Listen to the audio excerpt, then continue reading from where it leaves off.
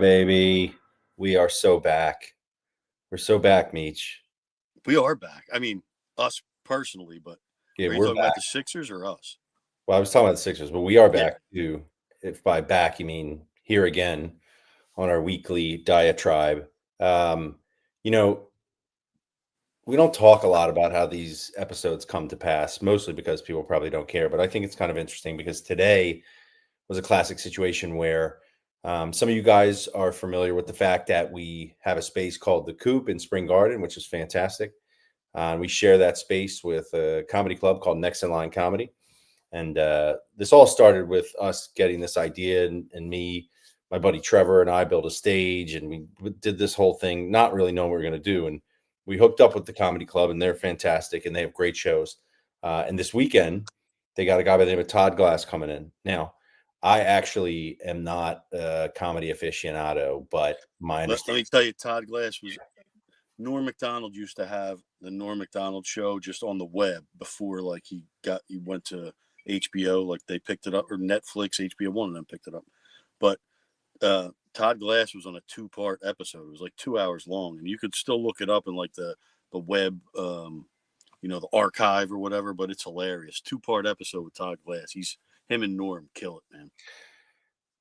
I feel like I want you to send me that, but I'm actually not going to be able to get down there over the next couple nights. But look, what I'm saying to everybody is, first of all, we're very fortunate to be have this partnership with the comedy club, and they've got some just tremendous shows. The fact that this guy Todd Glass is coming to the Coop is amazing.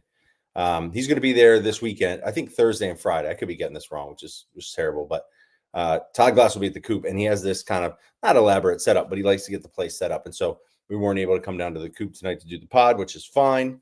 And then we were talking about doing it remote, and the decision was made. Certain people couldn't come. We're like, you know what? We're not going to do it. And, anytime we decide not to do the podcast, there is part of me that's like, okay, cool. I don't have to do all the stuff that goes into making it happen, which isn't a ton. But, I had in my mind we weren't going to do it. But there was a part of me that was like, man, there was some stuff that I want to talk about. Obviously, what's going on with the Sixers is so exciting that I was kind of like, damn, I think we really need to hear from Meech about this. We need to geek out a little bit. Yeah, everybody wants to hear about my Sixers. Yeah, I do. But the idea of waiting until next week to talk about it when the moment could be gone, who knows what's going to happen. Hopefully it only gets better. There was a couple things today. I was like, damn, I really wish we could talk about it. But I was like, no worries, whatever. And then you hit me up and are like, you want to just do this, and Meech called it a surprise episode. I'm like, you know what? It's not really a surprise. There's no usually we promote it a little bit during a little bit. That's like me putting out a couple posts here and there, like the minimal amount. That's what you get from us. All right. It could also be a surprise no episode, like surprise you ain't getting an episode tonight. So yeah, either way, it was a surprise episode. Yeah, but it feels like a surprise to us, which is why I'm sitting here in my basement, unprepared, but happy to be talking about good things. Because the truth is, I'm inside my closet. Yeah, I know, but your closet has some ambiance. The basement, I wasn't ready. I'm on a blank wall over here. You should see it's chaos around me. Although I do have a pretty sweet music setup. Anybody wants to come by and jam, I got a pretty good music setup, so that's pretty solid. But no, like things are feeling very good. We obviously have the Phillies debacle somewhat in the rearview mirror now, and with the Birds being 6-2 heading into the bye, vibes are excellent there. What's going on with the Sixers is just unbelievable, and I don't think anybody was ready for this at all, and it's just been so fantastic. I mean, watching last night, you're thinking they've already come back a couple times in these games. They can't do this again. They're on the second half of a back-to-back, and everybody's looking tired as hell. And then they somehow get to overtime, and even then they look gassed. They give up a couple points early. It's just tremendous, man. And there's so many aspects to this that are so enjoyable. And honestly, I just got to say this right now. I was thinking about this coming in. I'm so grateful for the joy that is sports, because I've been watching the Sixers and I've been watching the World Series. And to be honest with you, I know the Phillies aren't in it, but the World Series has been so good. Incredible. Such great characters. And like, it's just so to be able to, for me, this is kind of what it's all about, to be able to look forward to something, right? Because now it's like, are the Sixers playing tonight? Yes. Awesome. I get to watch it with my son, my dad, what have you. We can talk about it. It just feels good for the Sixers to be doing what they're doing. And Meech, I know you're a B-ball guy, and you weren't probably expecting a ton. So I got to assume you're pretty fired up about this too. Yeah, I was way on the fence about the Sixers, and not even really on the fence. I was out on them. I didn't like what they were trying to do. I don't know, man. It hasn't worked, and it seems like they're just getting older. And bringing back Eric Gordon and Kyle Lowry, it rubbed me the wrong way. But as I see how they're using everybody in these first couple games, like first of all, man, I'm critical on Embiid because, and listen, he puts up the other night 25 points in 20 minutes, and not that many human beings on this planet could do that. But you see what he does to the offense. He brings it to a halt. He can't run up and down the court. His vertical is about this big. And listen, no slight on Embiid. Listen, I'm not trying to be hard on him, but if we can accept that right now that's what he is, and he'll give us 20 minutes, and whether he could throw up 25 points or 8 points and do some, and let the energy guys play at the end of the game and let them run up and down the court and go crazy, it's going to work. Like I'm even not worried about Paul George coming back and fitting in, because listen, dude, just stand at the perimeter and shoot a couple 3-pointers. Like it's cool, man. As long as they're a cohesive unit and understand that Maxey, like the way he took over last night reminded me of vintage Dame Lillard when he was with the Trailblazers, and it was just like, it's Dame time. Late in the fourth quarter, get out of the way. Listen, here he comes. I'm not trying to interrupt you here, but I got to point something out because the chat is active early, and we have two different people in here. It's confusing because we have someone who's commenting from Twitter whose name is EJ Finkcombe. Okay, and EJ Finkcombe has said a variety of things, but he's saying he can't wait to hear Meach talk nice about Embiid. And then we have a gentleman on YouTube. I just said there's only a few human beings on the planet who could put up 25 points in 20 minutes, and he's one of them. That's pretty nice. Right. It's a pretty nice thing to say. And then we have a gentleman on YouTube by the name of Eric Fink, who's commenting, Meach has to say good things about Embiid. He might cry. How? Okay, so first of all, Fink does have an excuse. Refuses to admit the things Embiid does to hold the offense back. He just refuses to admit it because he's in love with like Arthur and the whole Embiid aura, and you know he's all into it, man. He's a Embiid guy. I love Embiid. I think he's one of the greatest players, if not the greatest, who ever played for the Sixers. But his current form of being injured and not being able to move all that well isn't conducive to running up and down the court like these young guys are doing. Agreed. So but look, if you could fit him in other quarters, sure. I love it. Look, we did need every one of those 25 points, but I got to address this because Fink or maybe when in the fourth quarter when he didn't play and they only gave up 16 points, maybe having an athletic guy like Bona in to for defense, you don't need the 25 points if you're going to give up 40 points from Alex Sarr while Embiid was in there. Yeah. You got a valid point. It's a valid point, and you got to weigh both sides, man.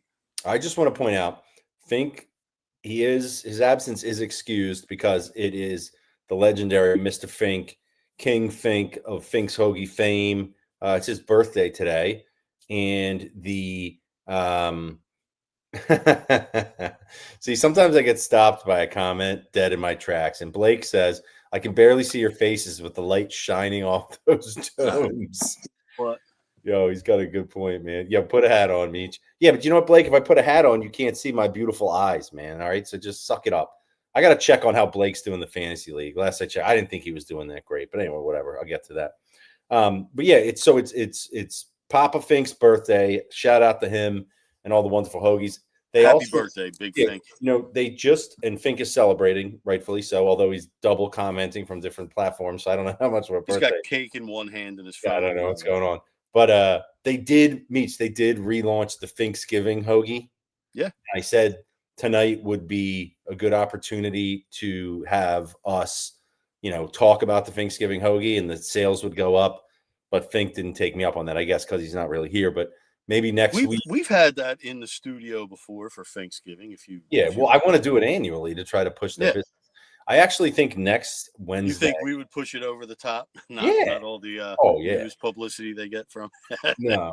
Visit Philly, us. You know how it goes. Yeah, fuck I the think gobbler. Get it. Get your Thanksgiving. maybe we should run back the Finks episode that we did at Finks next week in celebration of, the coming holidays. It's just a thought. Fink, get back to us on that.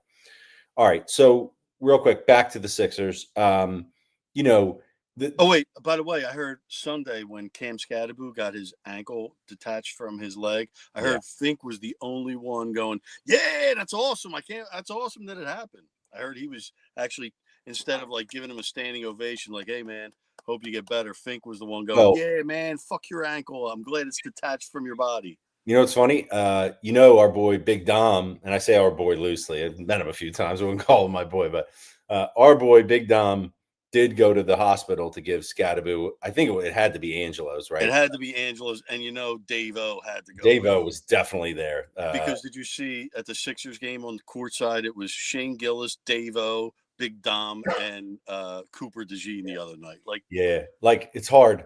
I feel like with Davo, man, you gotta you want to he's hate, everywhere.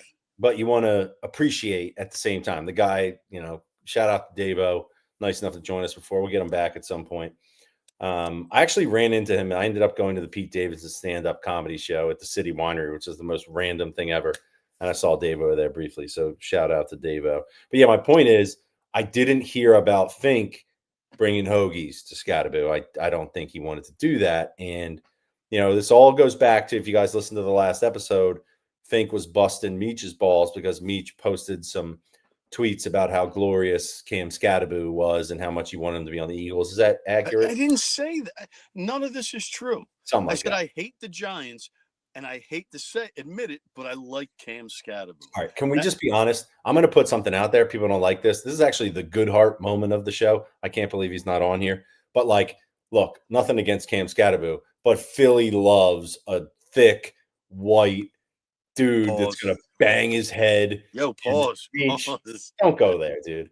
Philly loves like a fullback type dude that bangs his head against the wall. You know what I mean? Like this Dude, guy. if Cam Scadaboo was in Will Shipley's role, he would have the most popular jersey in the city of Philadelphia. I'll put it that way. That's all there is to it. You know what I mean? Like a white scat back. And by the way, I do want to say this. Who when he rushes you, the whole crowd could go boo and have it as a term of endearment and raise his stock even. But it's like Deuce, the Deuce. Yeah, we should have drafted him just for that. That's just for it. Brilliant. But by contrast, and the 8 TDs or whatever he has would have just been a bonus, which and is I want to say still this. more than Saquon. Yeah. And did lose him from one of my fantasy teams. RIP. It's gonna be all right. I can't believe I got shamed into putting on a hat. This is like my my mid-20s. Is that a hat or is that like a piece of paper? I mean, it's so flat. It doesn't even look like a hat. It's a hat, man. It's got insides. Yeah, good times. But yeah, I can't remember what I was saying about freaking Scatterboo now. You got me all freaking. Fink didn't give him hoagies. That's the bottom line. Fink didn't give him hoagies. Fink is not a fan of Scatterboo. Everyone loves Scatterboo. And we hope to see him out there again next season. Oh, what I was going to say is this. A white scat back third down back is not getting the love that I would expect. We had the exciting whites last year. Now, they haven't used them a lot. But I feel like if Blankenship and Cooper DeJean are going to get this love, Shipley needs to get some love too. We'll get there, right? That's not. Maybe he's got to stay on the field. Yeah, we're not there. Okay, so that's enough with me and the racial profiling of players, what have you. Back to the Sixers. So, look, the Edgecombe thing, fantastic. Embiid, we can get into that. But we got to start with Maxey. I mean, honestly, when you watch these first couple games, to me, that looks like he, and I would say he's the best player in the NBA, but the way he plays basketball, he's got to be in the conversation amongst the best players in the NBA. And I don't know if we think he can sustain this because we've seen him do this at times in the past, but it just looks like he has somehow gone from where he was, which is like maybe perennial all-star, incredible talent. Yeah, it looks like he took the leap. I mean, it's unbelievable the things that he's able to do, the confidence he's playing with, the way he's taken over the team in so many respects. And just, I guess that's the question. I know it'll change a little bit when McCain comes back, but just having a guy that is doing the things he's doing is so fun to watch. It's like when, and I don't want to compare it to AI, obviously that's totally different, but when you have a guy who's playing at that level, like just watching him play is such a joy. Dude, And he's I bigger wonder, than AI. He's so shifty at the rim. Like I know you've seen that block, that one play where the other game VJ Edgecombe blocked it.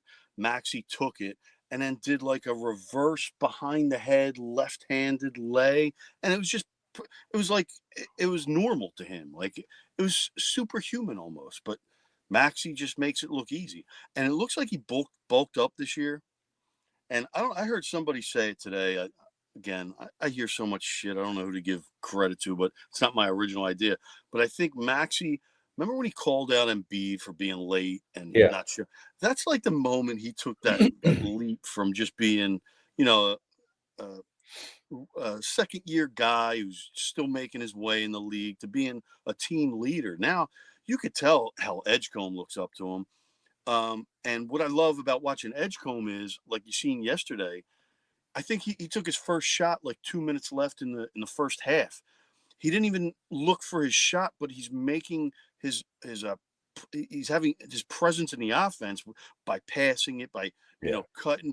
He looks awesome, and he didn't take a shot in overtime. He's not a needy player, and he understands his role in this offense right now. That they don't need him to be a 25-point every night guy. Oubre could get 20. Grimes can get 20. McCain, yeah. when he gets back, he can get 20. So let Maxey. Dude, Maxey's averaging 37 right now. I know it's 4 games into the year, but that's like James Harden, Kobe Bryant shit. That's not normal. Yeah.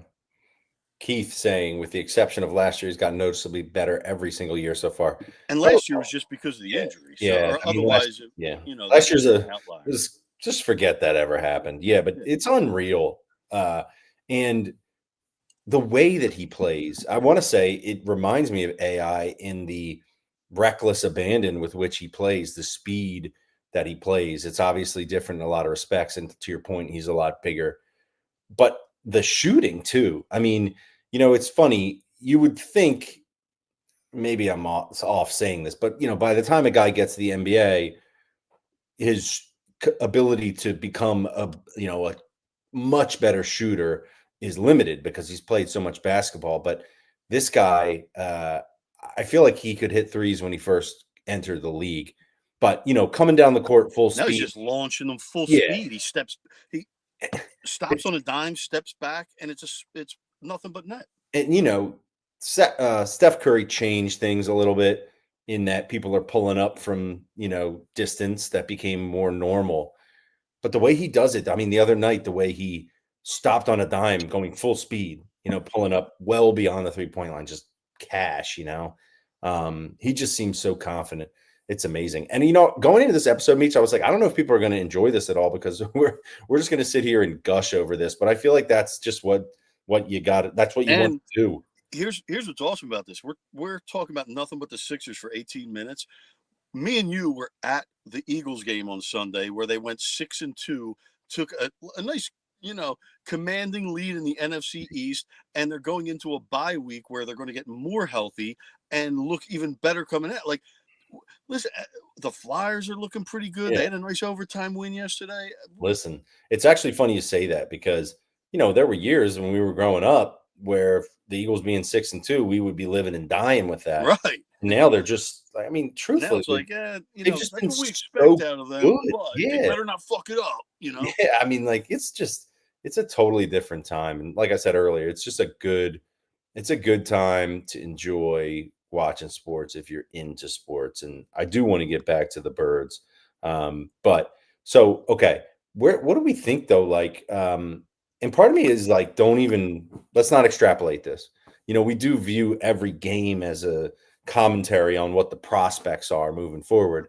And we played a Boston team that has no interior presence. We played Charlotte. We played Washington. I mean, wait till we play the Knicks. Wait till we play some West Coast teams. This could get, back to. But I just love the effort they're showing and Yeah. and the way they're coming together as a team. Like, did you see that video where it was a fan video from yesterday in overtime when the whole bench is busting on a guy who was Yeah. giving them a hard time in Washington yesterday? Like, that's some cool camaraderie shit that, you know, Yeah.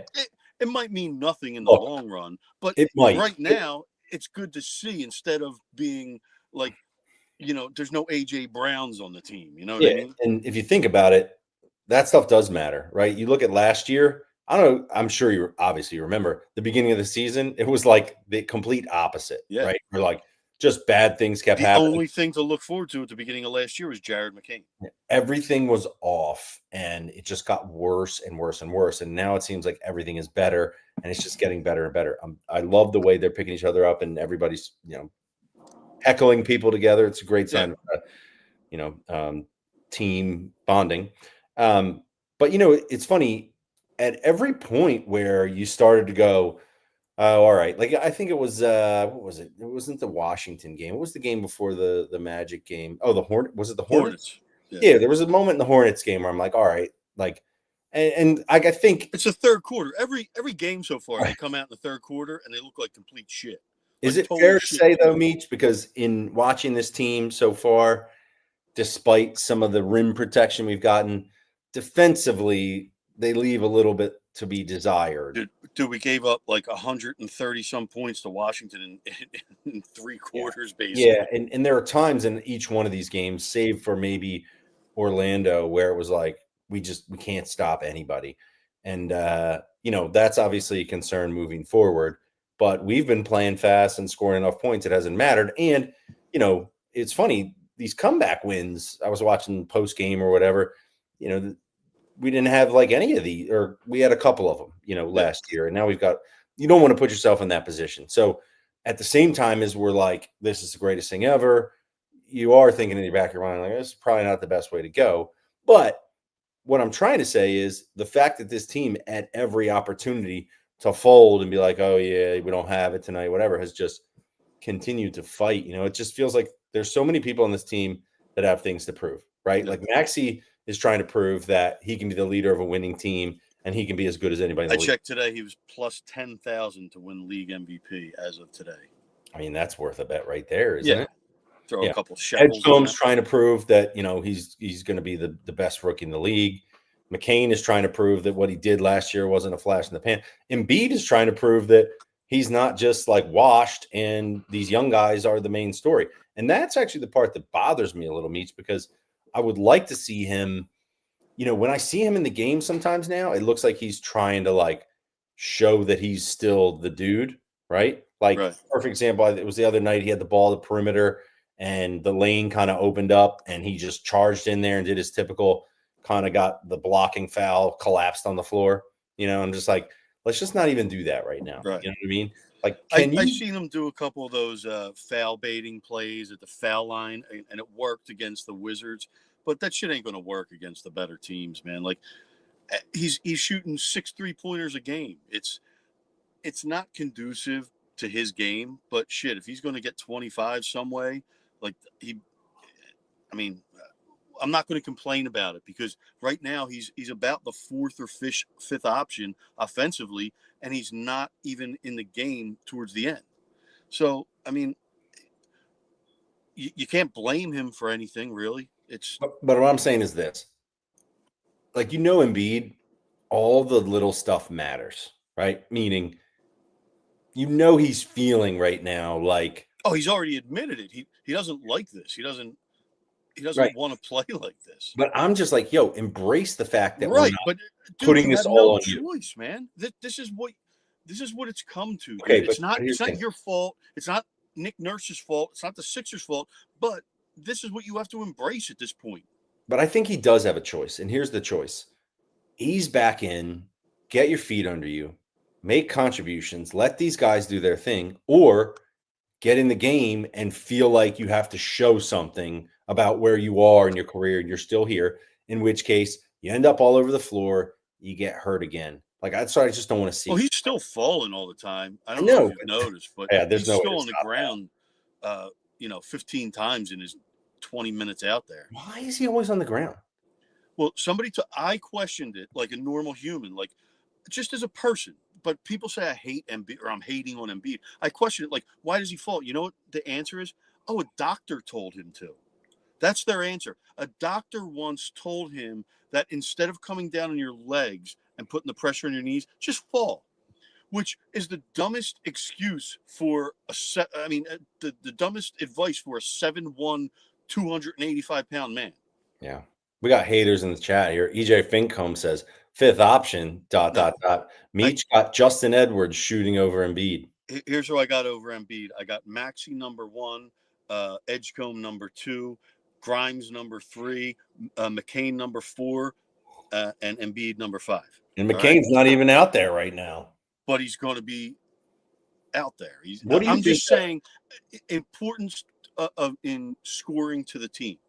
Right. When Embiid's on the court, they're going to get him the ball because they have to. Otherwise, there's no point in him being out there because he takes up a lot of room in the so they have to involve him, whether it's handing off, setting screens, having him pass out of it. But right now he's just standing at the 3-point line doing all this. He's not backing anybody down. He's trying to bait free throws. It's fine, guys, but that's what he's doing. And if you can't see that, I mean, you're lying to yourself. Yeah. Well, look, it's been fun so far. I'm glad Fink left his father's birthday dinner so he could chime in on my Embiid comments tonight, not via phone or stream. A little bit of hate. All right, so I actually didn't think I'm going to segue out of this a little bit, but continued success to the Sixers. Game against Boston coming up Friday night, which obviously doesn't feel like it's as much of a game, but still. Hold on. Let's go kick their ass, right? What are we waiting for? Hold on.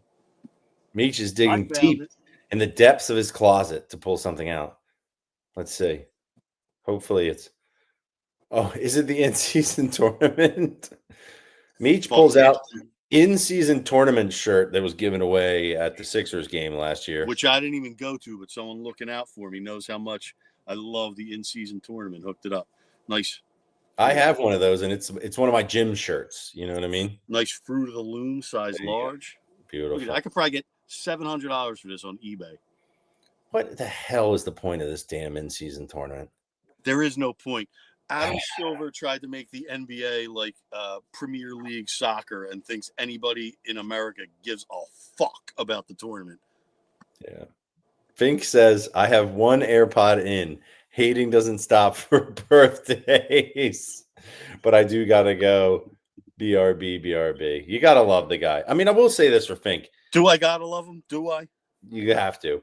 Unlike some of the other members of the City Pigeons crew, when they're out, they're completely out. Fink's never out. You know what I mean? He doesn't want to miss anything. He's never fully in, but he's not out. That's true. That's true. What I mean? He's always like in the middle.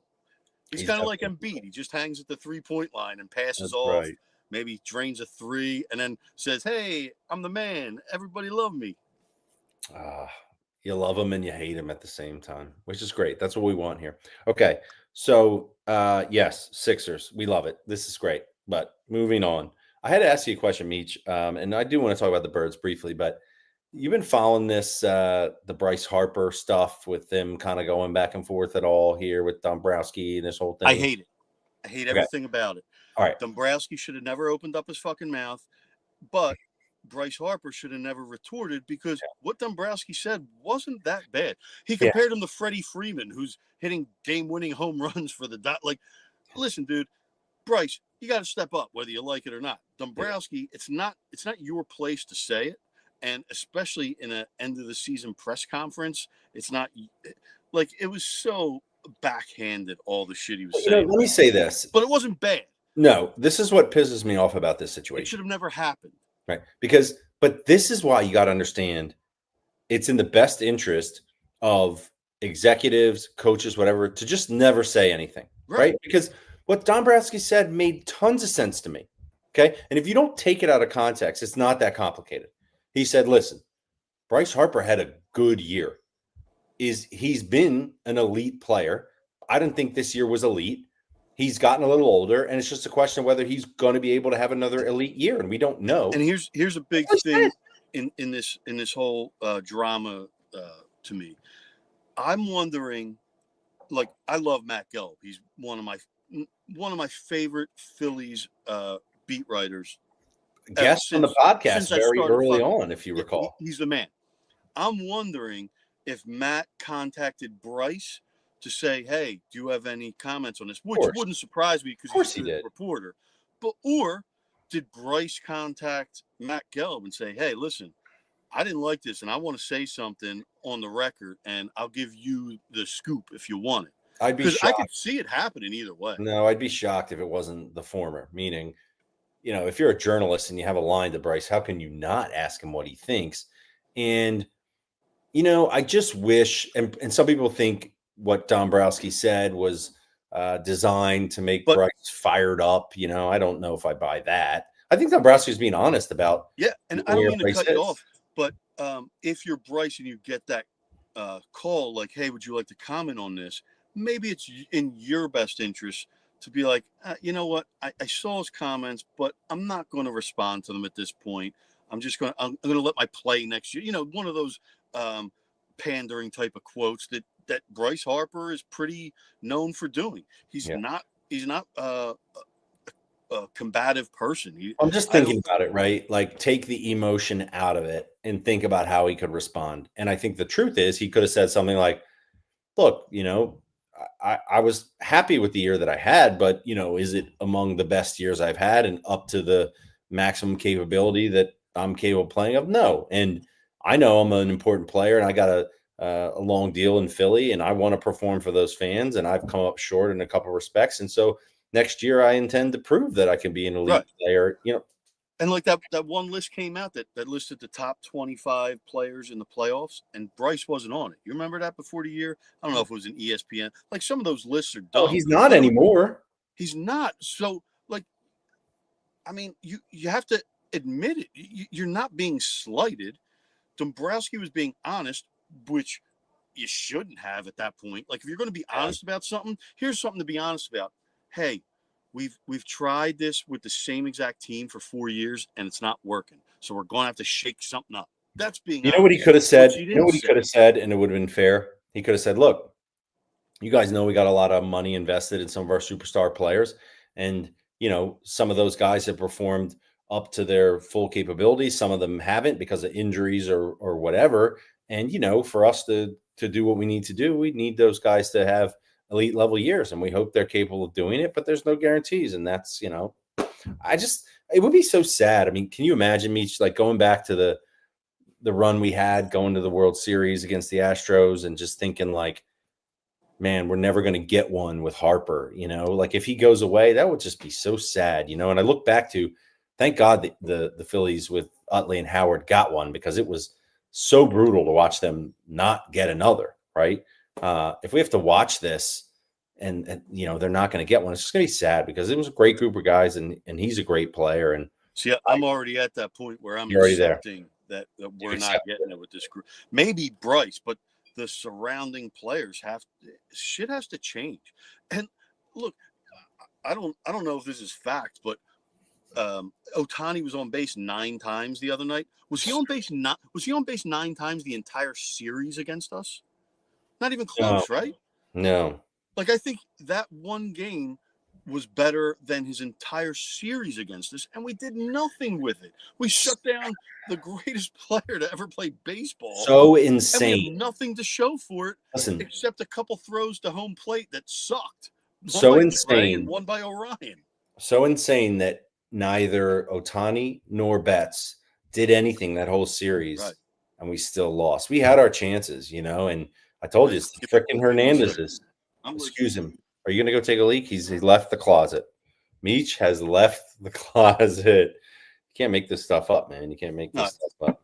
I just had a little beer on ice in the other room. I wanted to. Oh, there you go. Excuse me. You were very polite about it, which I appreciate. Yeah, well, I don't want you sitting there talking to yourself while I just run away. And well, I mean, normally, to kill normally, if you go to take a leak or something, I've got other people. But right now, I got nobody.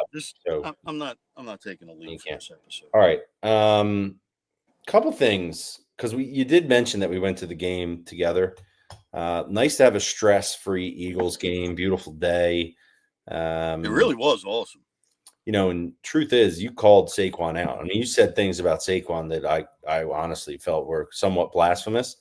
But he must have heard you because he came out, or at least the line started blocking. I don't know who you believe on that front, but It was some weird shit going on that week because I was in a group text and I was talking shit about Michkov because I went to a Flyers game last week and I was like, this dude, he might be the slowest hockey player I ever seen. I was like, I'm pretty sure he might suck. And then that day he had the game-winning goal. It was like a Saturday afternoon. Then I talked shit about somebody else and they went off. And then I was like, so Saquon's going off tomorrow. And the second play from scrimmage, boop, 65 yards up the left side, touchdown. Sets the tone. Nothing better, you know? I mean, I don't know what's better. What do you think's better? Like a deep bomb to the long runs are demoralizing, man. They are. They're great because you just see it and you're like, oh yeah. And we had so many last year. Right. We've been waiting for this. All right, so couple little. Oh wait, can I give my Phillips Stakes in stadium review? Absolutely, you can't live for this kind of stuff. Like now, South Philly Phillips Stakes. I'm pretty sure it's an institution, man. I don't know what if it's like a D'Alessandro's where it was good and then fell off, or if people are still hype about it. But I've had a Phillips Stakes once, and it was at the link before, but I was so shit faced that I'm pretty sure it was just really dry and whatever. But this one, I had like a distinct memory. It was a flashback to the Archbishop Ryan cafeteria cheesesteak, where it was just like like a steak-'em roll. They put the cheese on it, they fold it over and just lay it inside the roll. Like that's all this was. It was a steak with cheese inside it, folded over and just laid on it was so simple and so mediocre and so expensive. And Phillips Steaks inside the link. Convenience, because it was like 2 sections over from us, was 10 out of 10. Taste was about 4 out of 10. But it did remind me of 1997 Archbishop Ryan. Beautiful. It doesn't feel fair to evaluate. It doesn't in the link because that's not their guys making it. You know, it's Aramark making it. Yeah. Now you gave me a little piece of that, and I did say it tasted a little Steakum-esque. Yes. That's not a good thing. You don't want to hear that. So, but I actually have randomly ended up by Phillips. He wasn't lying. Look at this. Yeah, shining off my head. Tilt your head back a little bit. If you lean into the light, it's not going to be good. Listen, I don't know how to work this shit. Yeah, you're lucky I'm on here, man. I rely on you guys. You wanted this. You brought me into this thing tonight. No, but I actually solo.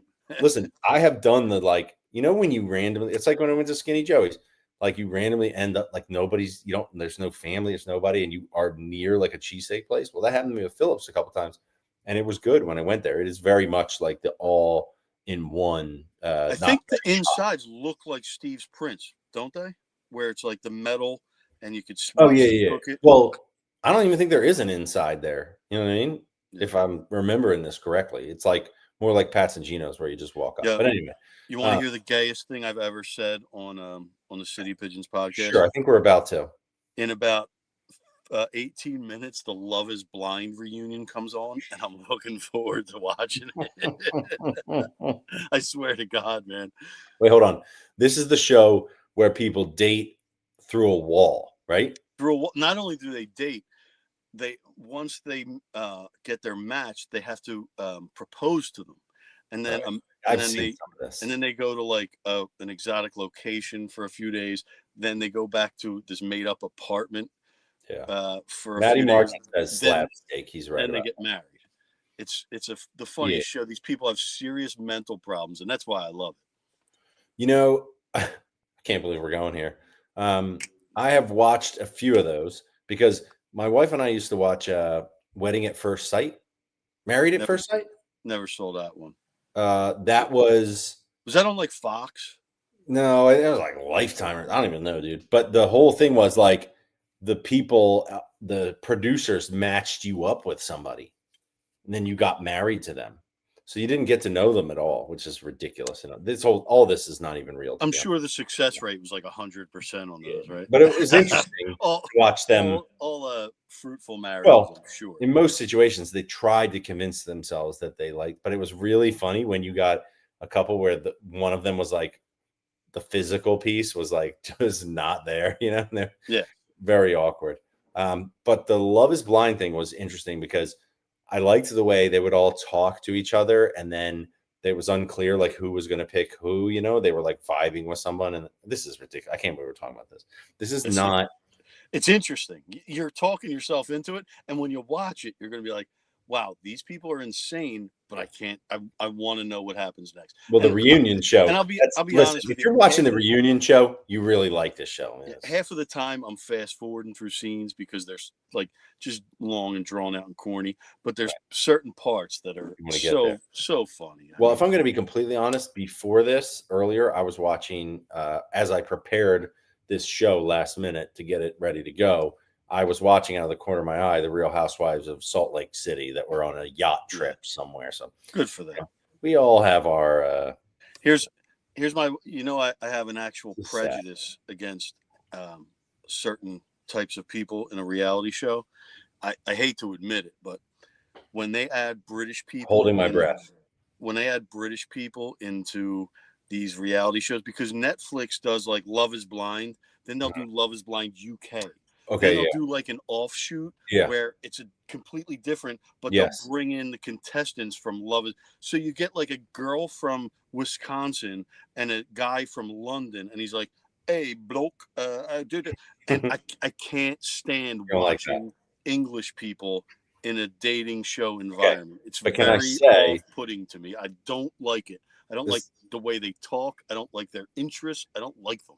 It's all coming back to me now. I do recall watching Married at First Sight Australia. And let me say, look, the Australian people, they are so straight and to the point. They're so blunt. They drink a lot. Like this is if you can watch a version of a show in Australia, recommend 10 out of 10. I'm telling you. Do you remember Foster's beer? Australian they still make beer. that? Of course, nobody would drink it. Foster's Australian for beer. Sorry, you know what the truth is? Those commercials were legendary, right? They don't make them anymore. It's just wonderful stuff. I got like some stuff, but you know what? I feel like the best bet is we're riding the Sixers right now. We did a little bit of random baseball and then some bit of hockey. TV. We did a little bit of hockey, which I think we need to really. I want to go to a game. Can we go to a game? We needed a City Pigeons hockey outing. I went last week with my wife and the twins. We had a blast, man. Yeah, they do a great job down there. All right, look, but we got a couple things coming up. I want to leave like a lot of the football stuff to next week as we get prepared for what's going to be a huge game coming out of the bye, right? We are going to Lambeau, right? Eagles, Packers, and that's going to tell us a lot about where the Eagles really are if they can go out there and beat that team on their home field on a Monday night. It's going to seem like an eternity to wait, right? We got to wait through this weekend. We got to wait all the way to Monday. But here's the good news. We are going to be throwing down at the Coop in partnership with Love City. We're going to have a watch party, and the details will be available soon. We'll be putting them out there. But if you're looking for what's that date? Let me check and make sure I can go right now. I believe that's the 10th. That's the 10th of November. So we're going to come out of the bye swinging, right? We start with the watch party at the Coop. Love City is going to be providing a great 11-9. I'm off. I'm there. No, it's not. It's the 10th. I'm pretty sure Saturday 11-8, Sunday 11-9. It's a Monday night game. It's a Monday night. It's a Monday night game. Definitely off. I'm there. All right, cool. So here's the deal. It's going to be great. The Viva Pizza folks are doing like a buffet. I mean, you know how good the stuff is off that truck. Going to be great. Love City's doing all the beer. We're going to have a great time for that. We're going to have tickets available. We're going to get you all that info. So you got to be locked in for that. Come down Monday night, hang with us, watch the game. And then the following Sunday is Eagles-Lions, Sunday Night Football at the Link. And unless something goes to hell in a handbasket, we're going to be showing up with the tailgate for that. So we'll be down there doing our thing, and we're going to be hyped for that. And those are going to be two huge games. And then I think after that we go to Dallas, and we're right back for another watch party at the Coop before we play Chicago on Black Friday. I mean, there's a lot. This is going to be a crazy 4-game stretch coming out of the bye. We couldn't have set ourselves up better for it. So all systems go on that front. Very excited. Sixers all the way, Flyers all the way. Things are good. Phillies will figure it out. Harper will get over it. Everything's going to be fine. Meech, any closing thoughts here on the surprise podcast? I don't think so. There's something I wanted to talk about, but, kind of slipped my mind. All right. Well, we're going to save that gem, whatever it was. I'm sure it's a gem. It's got to be a gem. I wanted to talk about all the fraudulent lime green jerseys on Kelly Green Jersey Day. Oh, how about the parking situation? Should we save that for another day? Yeah, I don't want to get into that right now. Let's talk. Yeah, all that stuff. We're gonna save it. We got some good. Here's my parting thought. Okay. Watch The Chair Company Sunday nights on HBO at 9 o'clock. It's friggin' hilarious. You were telling me about this. You know what I'm going to do? I'm going to watch the World Series because I was psyched to see freaking Vlad and the Blue Jays take What's the it score right now? last night. I don't know. I haven't been watching. Let's get a quick update. Let's get an in-game update. 2-0 Toronto. Bang. Let's go. Toronto all the way. I'm sorry. Guerrero home run. Beautiful. Like stepping up. Dude, his numbers in the postseason are outrageous. The dude is unbelievable. And to anybody who's like, oh, the Dodgers were just too good and they want the Dodgers to win to make us feel better about the Phillies. No, I'm sorry. I don't want to see them go back to back. I want to see the Hollywood story come to an end, crash and burn at the hands of the folks up north. Vlad Guerrero. Let's go Blue Jays. That's where I'm at. All right. I agree. All right. Meech, thanks for making it happen, buddy. You have a great night. My man. Talk to you.